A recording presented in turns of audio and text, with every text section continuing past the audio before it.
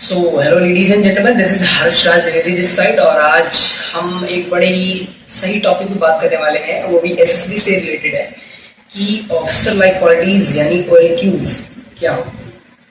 और most of the students are very ambiguous about what are these, और क्या मतलब इसका क्या यूज है। सबसे ज़्यादा तो यही जो फर्स्ट टाइम वाले हमने इस बारे में डाउट रहता है कि क्या है ये।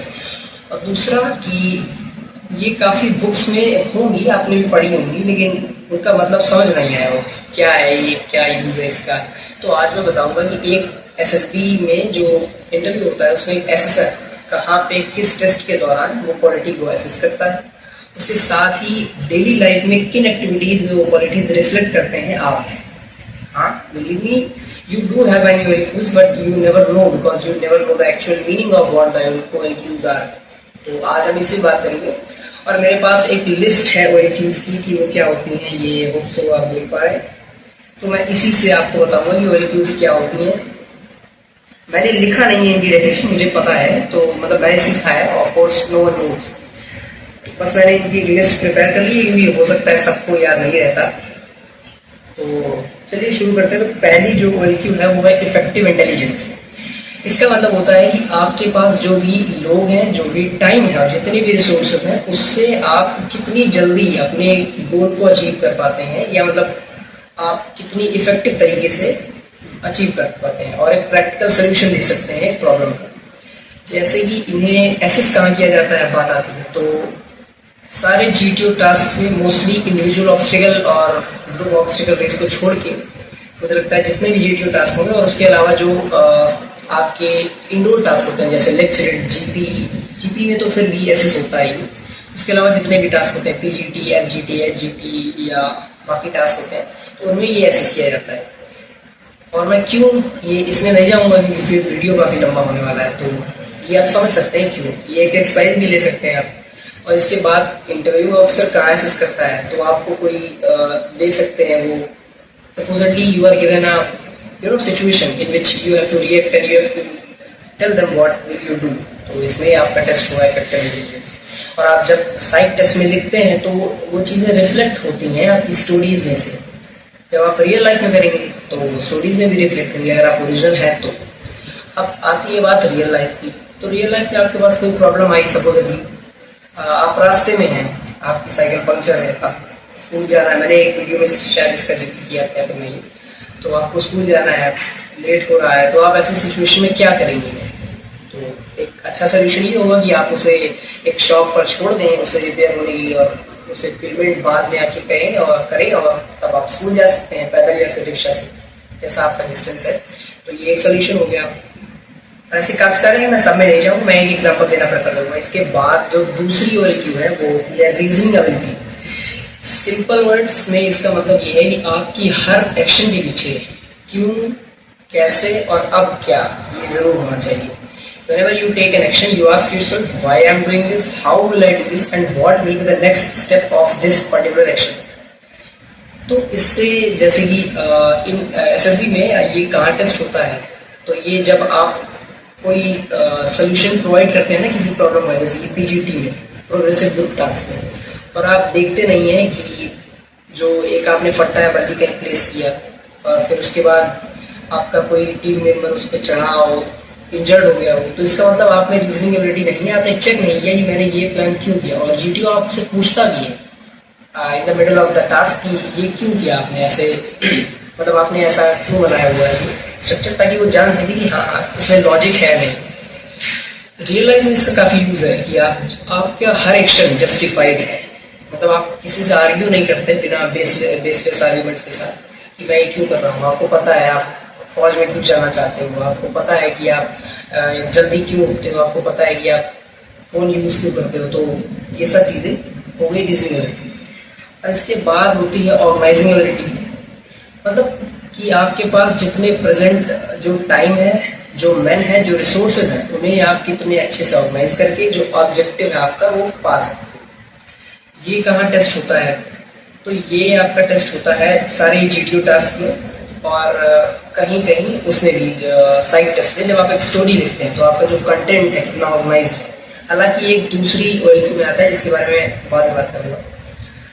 तो इंटरव्यू में ये कैसे होता है कि आपसे जब कोई बड़ा क्वेश्चन पूछा गया तो आप अपने थॉट्स ऑर्गेनाइज करके बताते हैं, या वो कुछ क्वेश्चन आपसे पूछेंगे जिससे आपकी ऑर्गेनाइजिंग एबिलिटी रिफ्लेक्ट होगी कि आप डेली लाइफ में आपने क्लास 12 का प्रिपरेशन और एनडीए का प्रिपरेशन साथ में कैसे मैनेज किया।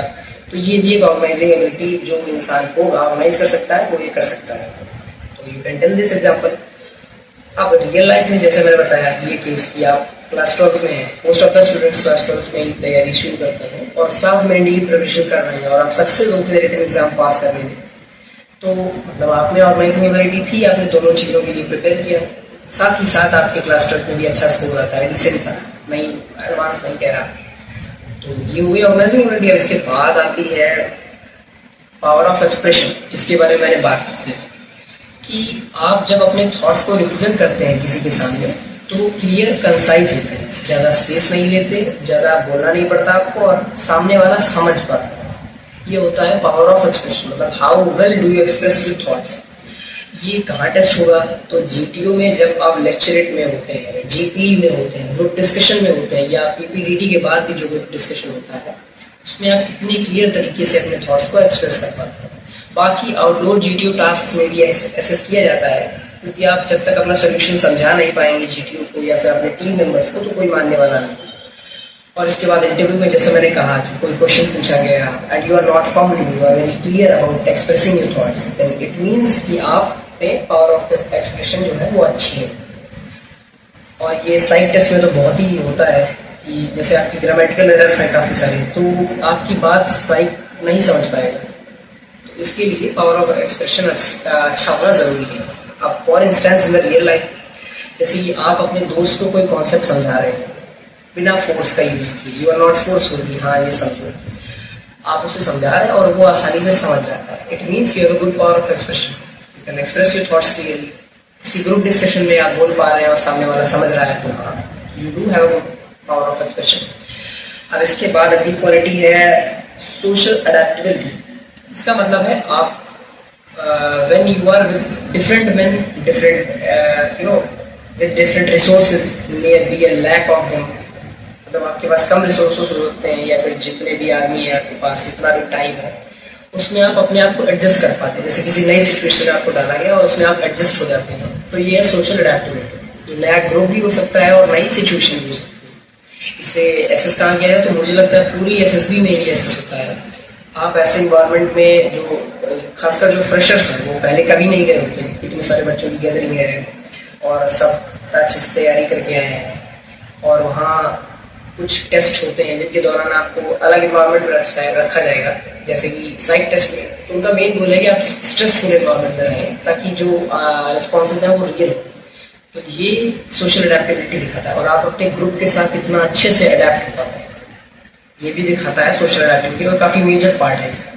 तो ये तो मुझे लगता है सारे ही एसएसबी में चेक होता है, सारे टेस्ट में। और रियल लाइफ में इसका यूज़ कहाँ है? तो आप जैसे कि कुछ बच्चे होते हैं जो नए स्कूल में शिफ्ट हुए, मान लीजिए आप 8 से 9 क्लास में है और आपका स्कूल चेंज हुआ और आप नए स्कूल में शिफ्ट हुए, आपके बहुत जल्दी नए दोस्त बन गए हैं और आप फेमिलियर हो गए स्कूल के टीचर्स से, तो दिस इज सोशल अडेप्टेबिलिटी। आप अपने गांव जाते हो, वहाँ पे आपको फ्रेंड्स मिलते हैं, आप जल्दी से या फिर नए दोस्त बना लेते हो, तो ये सोशल अडेप्टेबिलिटी है। अब इसके आगे जो आता है वो होता है कॉपरेशन। कॉपरेशन ये सुन रखा होगा, आम लाइफ में भी काफ़ी यूज है इसका। तो कॉपरेशन एबिलिटी होती है इंडिविजुअल की कि वो एक ग्रुप में रह के सबको साथ लेके किस तरह अपने ग्रुप के ऑब्जेक्टिव की ओर बढ़ सकता है। ये एक इंडिविजुअल क्वालिटी नहीं है, ये पूरे ग्रुप को इन्वॉल्व करती है।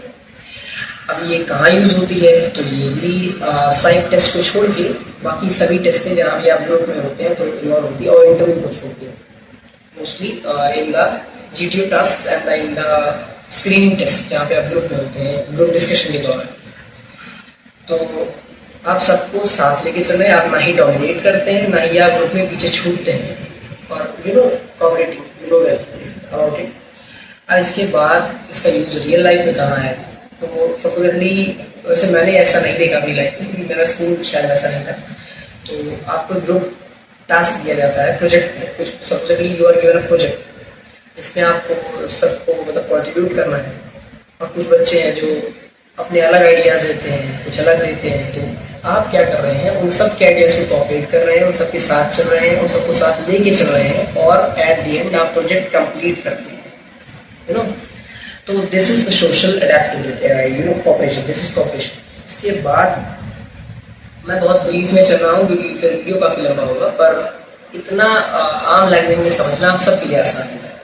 सेंस ऑफ रिस्पॉन्सिबिलिटी, तो ये इसका मतलब है कि आप खुद को समझते हैं when an individual you know knows that he is responsible for wherever he is with whomever he is and whatever he is, मतलब वो जो भी है, जहाँ भी है, जिन लोगों के साथ है, उसके लिए वो खुद रिस्पॉन्सिबल है, वो किसी और को रिस्पॉन्सिबल नहीं ठहराएगा इसके लिए। अब ये टेस्ट कहाँ होता है, तो ये आपसे इंटरव्यू में भी पूछ सकते हैं कोई चीज़। सपोज आपके मार्क्स कम आए तो आपने ब्लेम कर दिया, नहीं सर मेरा टीचर अच्छा नहीं था, तो this is not sense of responsibility, you are not aware कि इसके लिए सिर्फ मैं रिस्पॉन्सिबल हूँ, मेरी कोई कमी नहीं होगी। और ये ऐसे ही बाकी टेस्ट में भी होता है। और मोस्टली जब आप अपनी गलतियां मानने से मना कर देते हैं तो आप रिस्पॉन्सिबल कैंडिडेट नहीं रहते हैं। और जैसे कि कुछ लोग एसएसबी में बताया जाता है कई बार कि रूल्स का खास ध्यान रखें, नहीं ध्यान देते तो they do not have a sense of responsibility. अब रियल लाइफ में जैसा मैंने अभी बताया कि आपसे कोई पूछे कि तेरे मार्क्स कम क्यों आए एंड यू से जस्ट मेरा टीचर अच्छा नहीं था या मेरे घर में कुछ काम था, तो it means you are not responsible. You may say so in civil life, but at least not in the interview, क्योंकि आपको पता है कि they are testing your responsibility। और फेक मत होइए, जैसा मैंने पहले कहा कि ओरिजिनल रहिए। और ओरिजिनली आप पाएंगे तो you know from the deepest of your heart यही आवाज़ आएगी, आपकी मिस्टेक ठीक है। इस पर डीप नहीं जाएंगे, चलिए आगे चलते हैं। Hope so you got it. अगला है इनिशिएटिव। इनिशिएटिव मतलब जैसे कोई आपको बिना कोई सजेस्ट नहीं कर रहा है आपको कि आप ये करें, ना कोई ऑर्डर कर रहा है, उसके बाद भी आप एक टास्क खुद से करते हैं, so this is called initiative. वो भी बिना ढिंढोरा पीटे कि नहीं सबको बता देंगे तब करेंगे, ऐसा नहीं। खुद आपको पता है, कोई ऑर्डर नहीं देगा आपको, कोई रिक्वेस्ट नहीं करेगा, फिर उसके बाद भी आप ये काम कर रहे हैं, अच्छा काम, ऐसा नहीं कि कुछ भी ग्रुप पार्ट, तो ये इनिशिएटिव नहीं है। अब इसके एसएसबी में कहाँ यूज है, जैसे आप ग्रुप डिस्कशन में है किसी और शुरुआत कोई ग्रुप डिस्कशन की करता है तो उसे कहेंगे कि वो इनिशिएटिव ले रहा है, वो स्टार्ट करता है, कहाँ से स्टार्ट करना है।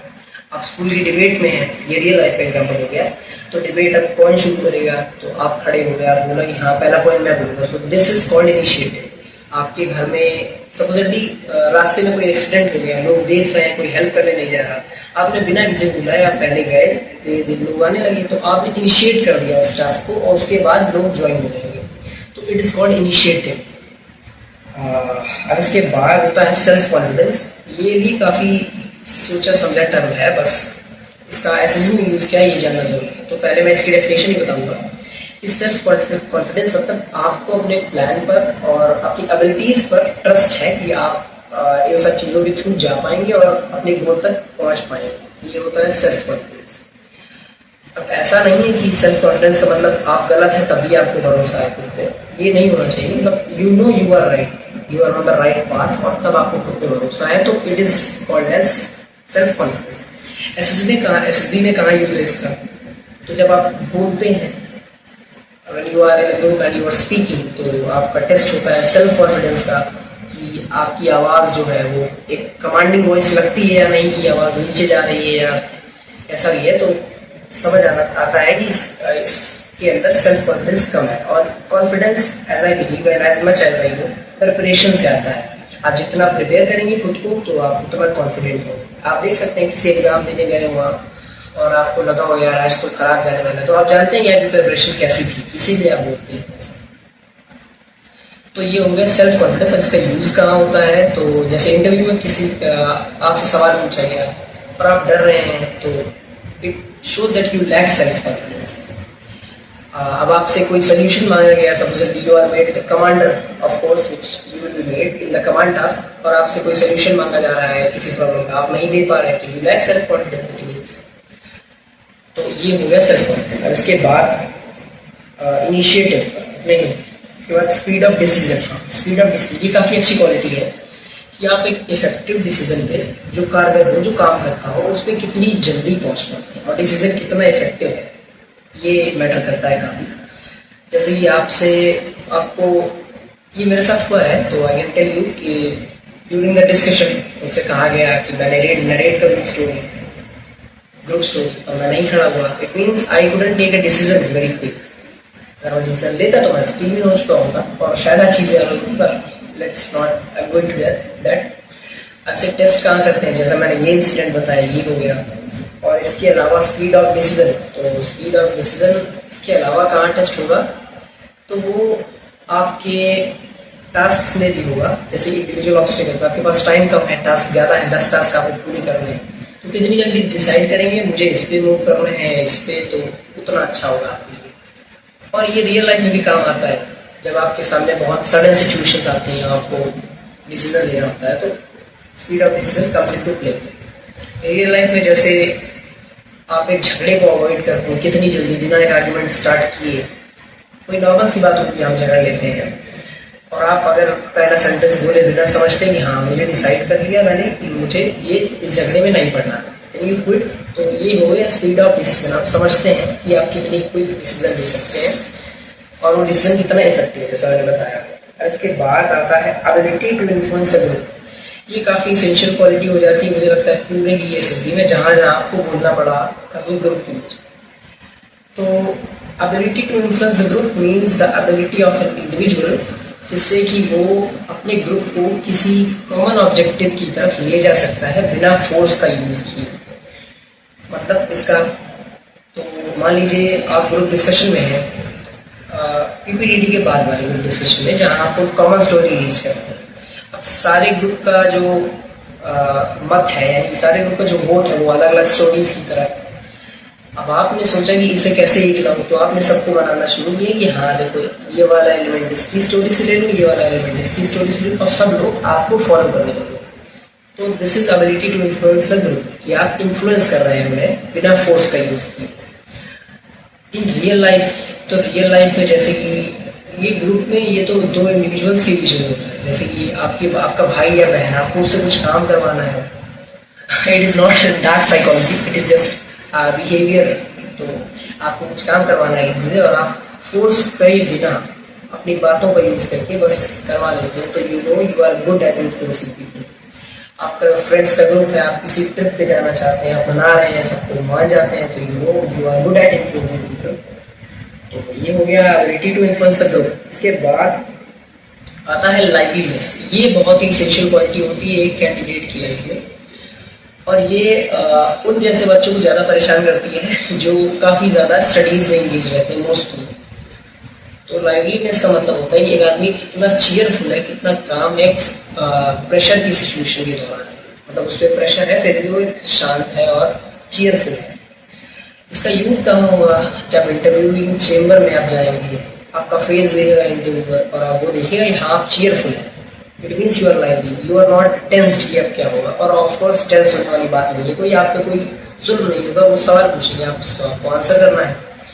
ये और कहाँ टेस्ट होगा, ये आप रियल लाइफ में आते हैं।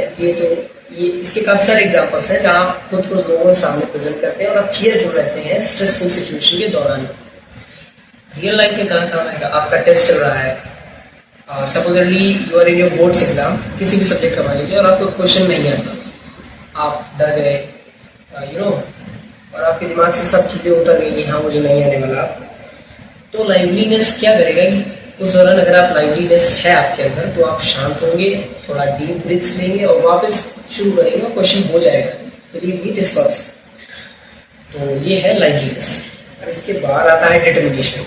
ये भी एक ऑफिसर की ज़िंदगी में या फिर एक फौजी की ज़िंदगी या फिर किसी भी प्रोफेशन में है तो एक काफ़ी काम आता है डिटर्मिनेशन, कि आप अपने गोल की ओर जाने के लिए रिजॉल्व है कि मैं टस से मस नहीं होऊंगा, I will achieve this goal anyway, चाहे जितनी भी मुश्किलें हैं रास्ते में। यूज़ कहाँ होगा, सारे ही जीटीयू टास्क में यूज़ होगा, और साइड टेस्ट में भी, जैसे कि मैंने बताया साइड टेस्ट में आपकी क्वालिटीज रिफ्लेक्ट होती है, यूज़ होता है ये प्रैक्टिकली जीटीयू टास्क में। डिटरमाइंड है आप कि जैसे कोई ऑब्स्टिकल आपसे नहीं हो रहा, आप बार बार ट्राई कर रहे हैं फिर हो जा रहा है, ऐसा नहीं कि सेम तरीका है, आप साथ ही साथ अपना माइंड भी यूज़ कर रहे हैं, इफेक्टिव इंटेलिजेंस भी यूज़ कर रहे हैं कि मैं कैसे कर सकता हूँ ये। तो ये होता है डिटर्मिनेशन।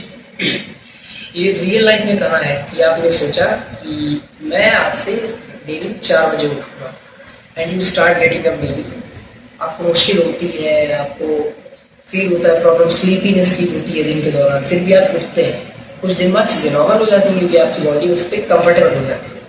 तो ये है डिटर्मिनेशन। इसके बेटर एग्जाम्पल्स भी हैं पर मैं अभी यही तक जाऊँगा। इसके बाद आता है करेज। करेज सुनने में काफ़ी ऐसा लगता है कि हाँ ये तो योद्धाओं वाला एक वो हो गया एलिमेंट, पर ये आम जिंदगी में भी काफ़ी काम आता है। करेज का मतलब है कि एक इंसान कोई रिस्क लेता है और ही नोज कि रिस्क में कितना खतरा है उसको, उसके सबऑर्डिनेट्स को, और फिर भी वो अपने रिस्क लेके उस ग्रुप ऑब्जेक्टिव तक रीच करता है। तो ये होता है करेज। करेज और काफ़ी कहाँ यूज़ होता है एसएसबी में, तो आप अपने थॉट्स जो है, जो आपके खुद के थॉट्स हैं, जैसे कि ये तो हर टेस्ट में है, WAT में वर्ड एसोसिएशन टेस्ट में आपको बताना है, सेंटेंस लिखना है, आप छुपा नहीं रहे खुद को, एक सोशली एक्सेप्टेबल सेंटेंस नहीं लिख रहे हैं, आप लिख रहे हैं जो आपसे रिलेट करता है। तो इसमें भी करेज लगता है, अपने थॉट्स को सामने रखने में भी करेज लगता है। इंटरव्यूअर के सामने जब आपसे कोई सवाल पूछा जाएगा और आप फेक नहीं होते, आप एक सही जवाब देते हैं, तो उसे कहते हैं करेज। करेज आप इंडिविजुअल ऑब्स्टिकल्स में भी, टाइगर लीग जैसे ऑब्स्टिकल और काफ़ी सारी बर्मा ब्रिज जैसे ऑब्स्टिकल्स जिसमें आपको डर लगता है, आपको पता है कि हाँ इसमें रिस्क है, पर आप अपनी एबिलिटीज़ पे ट्रस्ट करके वो करते हैं और वो कंप्लीट होता है। रियल लाइफ में कहाँ यूज़ है, जैसे कि supposedly you are a hesitant guy in public speaking like me, मेरी तरह आप भी पब्लिक स्पीकिंग में हेजिटेट करते हैं। तो जब आपको कोई बुलाएगा आपका teacher supposedly in the assembly कि आइए कुछ बोलिए आगे, आप डर जाएंगे, उसके बाद भी आप गए, आपने कुछ बोला और सब सही है, दिस इज कॉल्ड करेज। ये हो सकता है, मुझे लगता है कि ये भी ट्रेनेबल है। जैसे जैसे आप खुद को पब्लिक के सामने प्रेजेंट करना शुरू करते हैं तो आप साहसी होती है। इसके बाद जो सबसे लास्ट क्वालिटी है वो stamina, and last but not the least is stamina. इसका मतलब है कि आप फिजिकल और मेंटल स्ट्रेस होने के बावजूद अपने ग्रुप ऑब्जेक्टिव को अटेन करते हैं और फिजिकल और मेंटल स्ट्रेस के बावजूद काम कर सकते हैं, इसे भी स्टेमिना कहते हैं। ज़्यादातर इसे फिजिकल चीज़ों से रिलेट किया जाता है, पर मोस्टली पर इन एसएसबी लैंग्वेज इसे मेंटल स्ट्रेस से भी रिलेट किया गया है। इसका यूज़ कहाँ है, तो अब आप साइक टेस्ट लिख रहे होंगे तो आपको 1 घंटा और 1 घंटे और 47 minute you have to write continuously with pen. बीच में एक छोटा ब्रेक आएगा, ज़्यादा बड़ा नहीं, हाँ लगभग इतनी देर की, आप मान सकते हैं 2 घंटे आपको एक ही सेटिंग में बैठना है और वहीं लिखते रहना है। तो इसके लिए स्टेमिना चाहिए होगा क्योंकि आप इतने कैपेबल हो भी काम कर सकें। उसके साथ जब फर्स्ट डे होता है तो काफ़ी लाइन्स होती हैं, लाइन में खड़े हैं आप और बोल रहे हैं तेज, क्योंकि you require a commanding voice to present your thoughts, तो इसमें भी स्टेमिना लगता है। रियल लाइफ में कहाँ स्टेमिना लगता है, आप अपने दिन के जितने भी टास्क हैं वो पूरे करते हैं, बस जितना आपने डिसाइड किया है, ज़्यादा ना कम, और उसके बाद भी आपके पास कुछ एनर्जी बचती है किसी इमरजेंसी को बीट करने के लिए। ये फिजिकल फिटनेस भी हो गया, तो स्टेमिना ये है। होप सो सारी क्वालिटीज़ क्लियर होंगी आपको।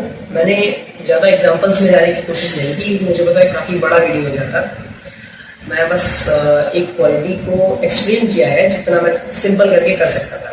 तो hope so it will be helpful for you all. So let us see you in the next video. Bye gentlemen and ladies. Take care all of you.